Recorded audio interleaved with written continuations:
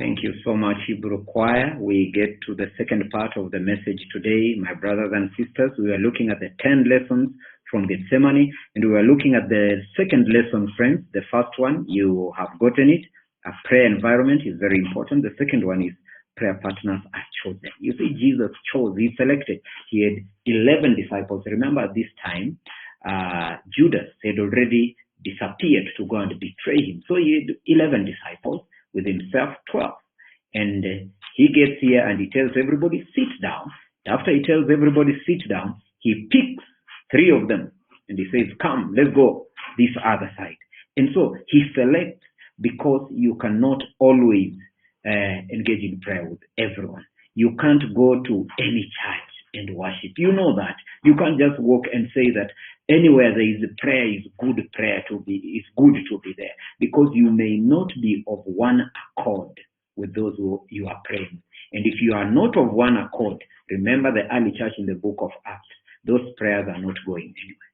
You need to be of one accord.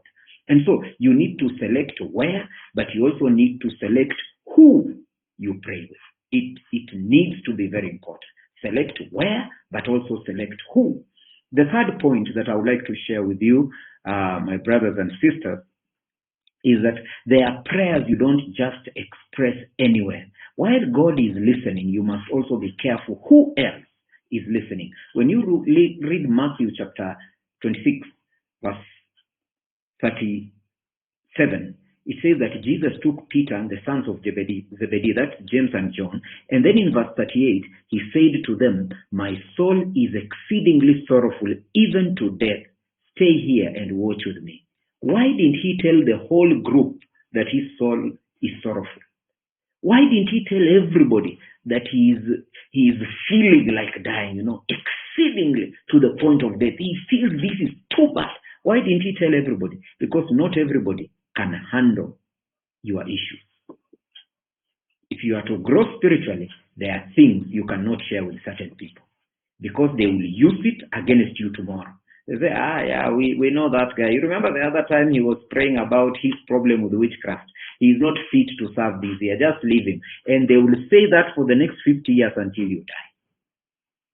And so there are prayers you don't share with people, because those people are not God. They will not be able to bear the reality of what you are going through. And so Jesus selects 3 people who he was sure that they could handle what he was saying. And after pulling them from the others, he said, my soul is exceedingly sorrowful to the point of death. The others would have started discussing and say, I thought this guy can even raise the dead. He's talking about sorrowful to the point of death. Is he okay? Is everything fine? Is this how things should be? And so Jesus selected. You need to know that there are prayers you don't just express anyway.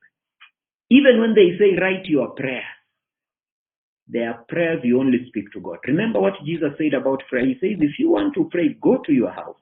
Don't stop outside the compound. Go into the room. Don't stop in the living room. Go into your inner room, and then don't just start praying. Lock the door and pray in secret. Because when you pray in secret, there is some effectiveness, and God answers that prayer. Because there are things that people should never, ever get to hear that you are praying about. And God, who hears in secret, will answer you. There are prayers that while we are praying to God, see to it that not everybody gets to hear about it. Because you may write it and somebody can pick handwriting and pick your circumstances and know who it is. And that's why in some places it has been safe to just say, I have a silent prayer. I have a thanksgiving. Because you come and tell everybody that, guys, I want to thank God, my business has succeeded. I now have 10 million shillings. I now have $100,000. When the prayer ends, You start getting texts and phone calls. Can you lend me some? Can you lend me some? And those who are asking will never repay even a single cent, and they will disappear even from that church. There are prayers you don't make in the presence